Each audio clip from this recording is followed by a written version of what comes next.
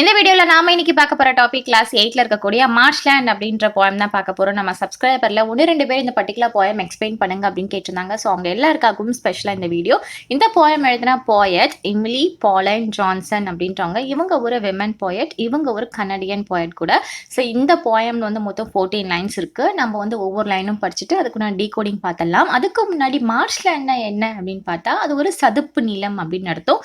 ஈரை நிலம் அப்படின்னு கூட சொல்லுவாங்க. அதாவது இயர் ஃபுல்லாகவே ஒரு பகுதியில் வந்து ஈரப்பதமாக இருக்கக்கூடிய நிலம் தான். அண்ட் அந்த இடத்துல வந்து சிறு தாவரங்கள் வளரும், நீர்வாழ் விலங்குகள், பறவைகள் இந்த மாதிரி எல்லாம் இருக்கும். இந்த பகுதி தான் சதுப்பு நிலம் அப்படின்னு சொல்லுவாங்க. மார்ஷ்லேண்ட் அப்படின்னு அர்த்தம். சரியா? இப்போ வந்து நம்ம போயமோட லைன் படிச்சுட்டு அதுக்கு உண்டான மீனிங் வந்து பார்த்துடலாம். A thin wet sky that yellow at the rim. இங்கே ரிம் அப்படின்னா விளிம்பு, ஓர்னு அர்த்தம். ஸ்கையோட ஒரு எட்ஜ் தான் ரிம் அப்படின்னு சொல்லுவாங்க. A thin wet sky that yellow at the rim. ஒரு மெல்லிய ஈரமான ஒரு வானம், அதோட விளிம்புல ஒரு மஞ்சள் நிறம் வந்து தெரியுது. And meets with sun last lip the marsh brim. இங்கே வந்து பிரிம் அப்படின்னு சொல்கிறது வந்து டாப் எட்ஜ் ஆஃப் மார்ஷ், அந்த சதுப்பு நிலத்தோட அந்த டாப் எட்ஜ். ஓகேயா? இன்னொன்று பாருங்க, சன் லாஸ்ட் லிப்புன்னு சொல்லியிருக்காங்களே அப்படின்னா என்ன அப்படின்னா ஆல்மோஸ்ட் சன் வந்து ஸ்கைலேருந்து டிஸப்பியர் ஆகிற ஒரு டைம் அப்படின்னு சொல்கிறாங்க. ஸோ இது என்ன சொல்ல வராங்க, சன் வந்து டிஸப்பியர் ஆகிற டைம் வந்து அந்த ஸ்கையில் இருக்கக்கூடிய அந்த எல்லோவும் நம்மளோட அந்த மார்ஷ்லேண்டில் இருக்கக்கூடிய அந்த பிரிம், அந்த எட்ஜுமே வந்து அந்த இடத்துல தான் ஸ்கை வந்து சந்திக்குது, ஒன்றா சேர்க்குது அப்படின்னு சொல்கிறாங்க. A thin wet sky that yellow at the rim and meets with sun lost lip the marsh brim. ஓகேவா? இப்போ தேர்ட் லைன் பார்த்தலாம். The pool slow lying damp with loss and mold. அந்த ஒரு சதுப்பு நிலத்துல குளங்கள் எல்லாமே இருக்கு இல்லையா, அந்த குளங்கள் இருக்கு. அந்த குளங்கள் வந்து ரொம்ப தாழ்வான ஒரு இடத்துல, ஒரு தாழ்வான பகுதியில வந்து இருக்கு அப்படின்னு சொல்றாங்க. அந்த குளத்துக்குள்ள நிறைய பாசிகள், பூஞ்சைகள் எல்லாமே மூழ்கி இருக்கு அப்படின்னு சொல்றாங்க. The pools low lying tank with moss and mold glint through their mildews like large cup of gold. அதை பார்க்கும்போது அந்த பூஞ்சைகள், பாசி எல்லாமே எப்படியே படர்ந்துருக்கு இல்லையா, அதை பார்க்கும்போது எப்படி இருக்கு அப்படின்னு பார்த்தா ஒரு லார்ஜ் கோல்டன் கப் மாதிரி அந்த பூஞ்சைகள் வந்து பளபளத்துட்டு வந்து இருக்காம். மில்டீவ்ஸ் அப்படிங்கிறது பூஞ்சைகள், இந்த பூஞ்சை காளான்கள்லாம் இருக்கும் இல்லையா, ஸோ அதுதான் மில்டீவ்ஸ் அப்படின்னு சொல்லுவாங்க. Among the wild rice in the still lagoon, in monotone the lizard strills his tune. ஒரு நிதானமான ஒரு குளத்துல, ஓகே, ஒரு நிதானமான அந்த ஒரு குளத்துல எந்த ஒரு வேகமான சலசலப்பு எதுவுமே இல்லை, அப்படி காம் அண்ட் கம்போஸ்டா இருக்கு அந்த குளம். ஸோ அதுல வந்து காட்டு அரிசி வந்து வளருது. வைல்ட் ரைஸ் சொல்லியிருக்காங்க இல்லையா, காட்டு அரிசி வந்து இருக்கு. காட்டு அரிசினா என்ன அப்படின்னு பார்த்தா பிக்சர்ல காமிக்கிறேன் இல்லையா, அதுதான் வட அமெரிக்காலலாம் இது ஒரு தானிய வகை அப்படின்னு சொல்லிட்டு செஞ்சு சாப்பிடுவாங்க.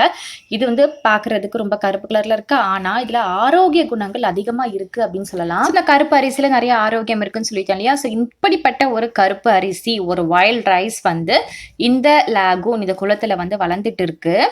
இன் மோனோட்டோன் த லிசார்ட் ஸ்டில்ஸ் ஹிஸ் டியூன். அந்த மோனோட்டோன் அப்படின்றது ஒரு கன்சிஸ்டன்சியா அப்படியே ஸ்டேபிளா இருக்கிறது.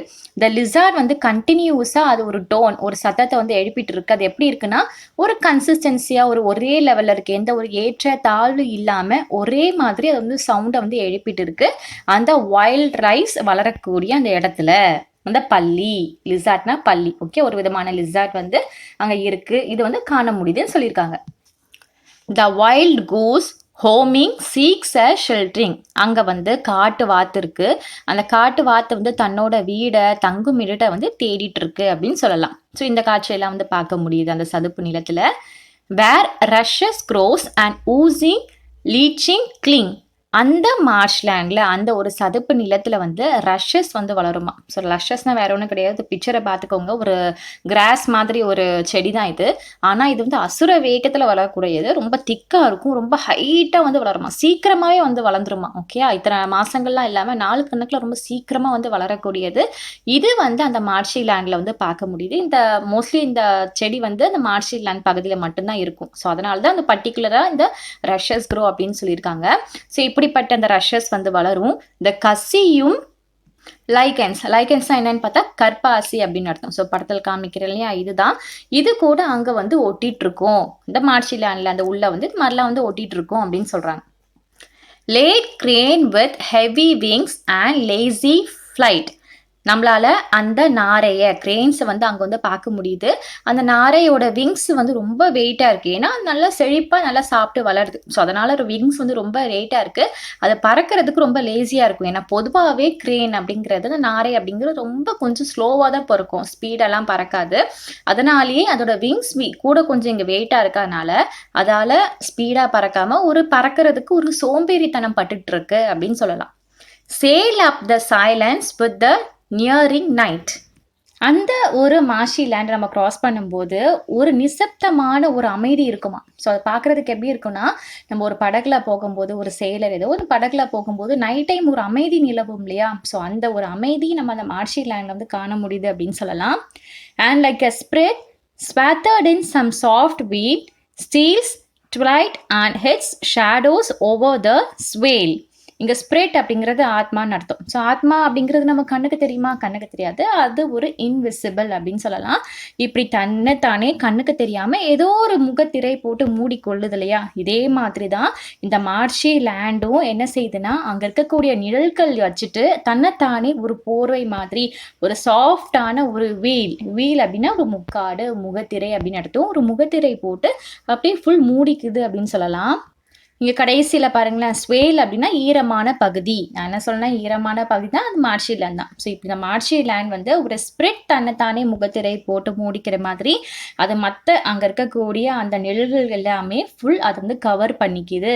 இங்கே வந்து ஸ்டீல்ஸ் ட்வலைட் அப்படின்னு சொல்கிறாங்க இல்லையா. இந்த ஸ்டீல்ஸ் இது எதை டிஸ்கிரைப் பண்ணுதுன்னா, த மூமெண்ட் ஆஃப் ட்வலைட், அதாவது அந்த அந்தி பொழுது வந்து ஃபாஸ்ட் அண்ட் இன்ஸ்டன்ட் மூமெண்ட்டாக நடக்குது. அந்த கண் வைக்கும் நொடிகள்னு சொல்லுவாங்க இல்லையா, அந்த ஒரு அந்தி பொழுது அப்படிங்கிறது டக்குன்னு இந்த மார்ஷி லேண்டில் வந்து நிகழ்ந்துடுது. ஏன்னா எப்பவுமே ஈரப்பதமாக இருந்துகிட்டே இருக்கிறதுனால எப்பவுமே அந்த அந்தி பொழுது எப்போ நமக்கு எப்படி இருக்கும், ரொம்ப வெயில்லாம் தெரியாது, அந்த அளவுக்கு ஒரு ஈரப்பதமான ஒரு குளிர்காற்றோடு இருக்கிற மாதிரி தான் இந்த மார்ஷி லேண்ட் வந்து இருக்குது அப்படிங்கிறத சொல்கிறாங்க. கடைசி பார்த்தலாம். Hush lie the sedge and the vapors creeps thick grey humid while the marshes sleep. அதாவது இங்கே வந்து thick grey humid while the marshes sleeps, ஒரு தடித்த அந்த சாம்பல் நிறத்தில் இருக்கக்கூடிய ஈரப்பதமாக இருக்கக்கூடிய சதுப்பு நீளம் வந்து தூங்கும்போது அந்த இடத்துல என்ன நடக்குது அப்படின்னா, ஹஷ்ட் அப்படின்னா ஒரு அமைதியான அந்த செட்ஜ் அப்படின்னா அந்த கோர புற்கள் நடத்தும். இது ஒரு தாவர வகை, அந்த மேலே படத்தில் காமிக்கிறேன் இல்லையா. ஸோ இதுதான் இந்த கோர புல் வந்து அமைதியாக அந்த இடத்துல வந்து இருக்குது. அங்கே வந்து நீராவிகள் எல்லாமே அப்படி ஊர்ந்து போகிறத பார்க்க முடியும். எப்போ அந்த தடித்த சாம்பல் நிறத்தில் இருக்கக்கூடிய அந்த ஈரப்பதமான சதுப்பு நீளம் தூங்கும் போது இந்த மாதிரி விஷயங்கள் எல்லாமே நடக்கும் அப்படின்னு சொல்கிறாங்க. ஸோ உங்களுக்கு புரிஞ்சுதா? ஸோ ரொம்ப ஈஸியான ஒரு இது, அந்த அளவுக்கு கஷ்டமாலாம் இருக்காது. கொஞ்சம் ஆழ்ந்து படிச்சிங்க அப்படின்னா ரொம்ப ஈஸியாக தான் இருக்கும். உங்களுக்கு வேறு ஏதாவது சாப்டர் போயம் எக்ஸ்பிளைன் பண்ணணும்னா மறக்காமல் கமெண்ட் செக்ஷனில் கமெண்ட் போடுங்க. சொன்ன விதம் உங்களுக்கு புரிஞ்சுது அப்படின்னா ஒரு லைக்கை போட்டுட்டு உங்கள் ஃப்ரெண்ட்ஸோட வாட்ஸ்அப் குரூப்ல ஷேர் பண்ணி விடுங்க. கண்டிப்பாக அவங்களுக்கு யூஸ்ஃபுல்லாக இருக்கும். நம்ம நெக்ஸ்ட் ஒரு வீடியோவில் மீட் பண்ணலாம். தேங்க்யூ.